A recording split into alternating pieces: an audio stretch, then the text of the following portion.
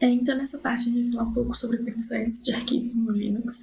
As permissões basicamente vão falar o que a gente pode fazer com aquele arquivo, se a gente pode escrever, se a gente pode ler, quais que são as nossas permissões, né, para mexer com esse arquivo. Então, eu entrei aqui numa pasta minha e vou dar o comando ls e a flag "-l", além dela retornar em forma de lista, ela vai trazer mais algumas informações aqui pra gente, né, nessa coluna aqui. Então, primeiramente aqui a gente tem um traço ou um D. O traço significa que é um arquivo normal e o D significa que é um diretório. A gente pode ver até que tá em negrito e uma corzinha diferente aqui. Então, todos esses aqui são diretórios e o com um tracinho é um arquivo normal. Depois a gente tem esses três conjuntos de letras e elas são bem intuitivas. O R é para read, leitura, o W para write, escrita, o X para execute, de execução. Então, se você tem essa letra aqui, é porque você tem essa permissão para fazer isso, e se você tem um tracinho, é porque não tem. A gente tem três conjuntos dessas letras aqui, porque o primeiro é relativo ao user, que é quem criou o arquivo, que é o proprietário desse arquivo, né?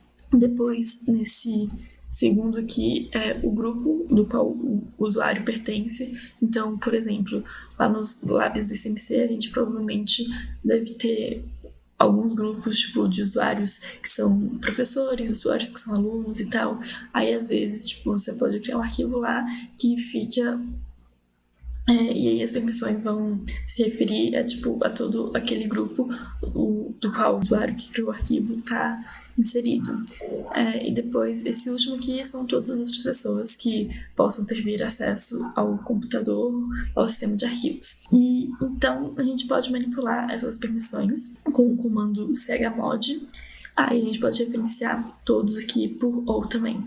Mas então a gente usa o comando chmod de change mode, né, para alterar as permissões, e a gente usa as iniciais mesmo dessas palavras aqui. Então, por exemplo, se eu quero mudar a permissão do meu usuário e adicionar a permissão de execução aqui, por exemplo, eu coloco U mais X. Então, eu tô falando que eu estou adicionando para o usuário a permissão de execução.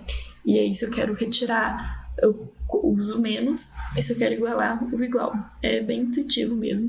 Aqui tem uma tabelinha exemplificando alguns usos desse comando. Então, por exemplo, o chmod A mais X. Então, o A significa todos. Então, eu estou adicionando a permissão de execução para todas as pessoas. Então, aqui a gente não tinha antes, e agora todos vão ter a permissão de execução. Aqui o A não é necessário, você pode colocar só mais X, que quando você não coloca nada, ele entende que é para todos também. Nesse segundo, ele está igualando o G ao U. Então, as permissões do grupo vão ser igualadas ao do usuário. Então, aqui você pode ver que antes do grupo só estava o R, e agora virou de read e write, né? RW. E assim por diante, a gente pode acabar de ver que, por exemplo, aqui a gente está igualando do usuário e do grupo para leitura e escrita. Aqui eu estou adicionando a permissão de execução para o usuário, igualando do grupo para leitura e execução do arquivo 1, né? Aqui estou retirando a permissão de escrita dos outros, e aqui estou adicionando a permissão de escrita e execução para todos. É bem intuitivo mesmo, mas a gente tem uma outra forma de passar essa informação de permissão, que é o formato numérico.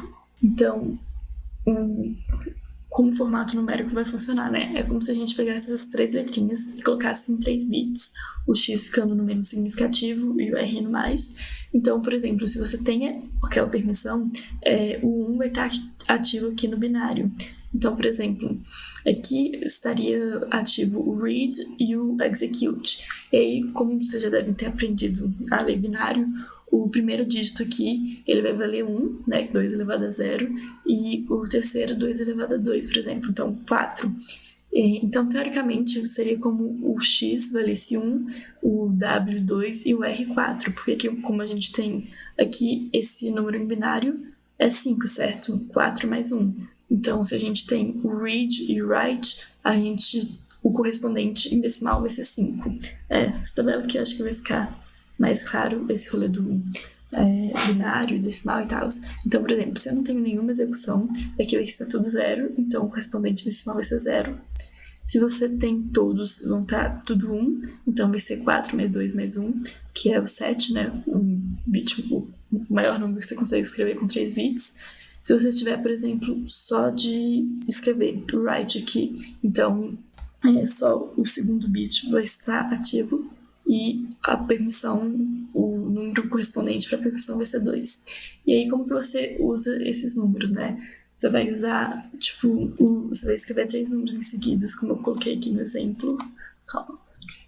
7, 4, 0. Então, o primeiro decimal vai se referir ao usuário, o segundo ao grupo e o terceiro aos outros, normalmente como segue essa ordem aqui.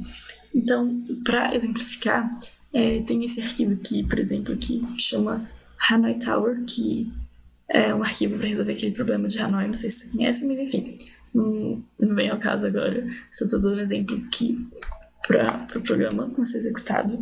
Então, eu vou tentar executar aqui, e eu sei que ele é um executável porque eu criei ele, né? Mas a gente pode usar até o file aqui para ver. Hanoi. Ele vai falar que é um executável aqui, certo? E eu vou tentar executar ele agora. Mas vocês vão ver que não vai dar certo, vai falar permission denied, porque se a gente for ver aqui, ele está sem permissão de execução para ninguém aqui. Então, eu vou adicionar a permissão de execução. Então, por exemplo, aqui eu vou colocar segamod 7, né? Porque eu vou deixar com todas as permissões, mas a de execução aqui, em cima, pro meu usuário.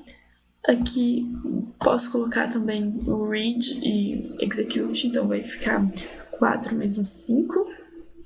E para os outros, eu vou deixar só de nada mesmo, por exemplo. E aí eu coloco o nome do arquivo.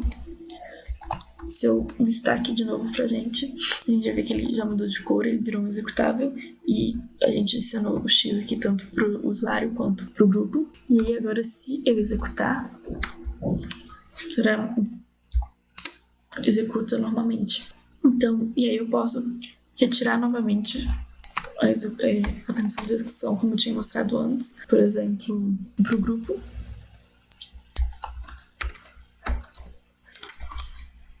E aí, se eu listar aqui, a gente vê que a gente não tem mais o X, então tem esses 2 formatos que dá para usar esse comando. É bem simples. Por esse vídeo é isso, então. Qualquer dúvida, só chamar.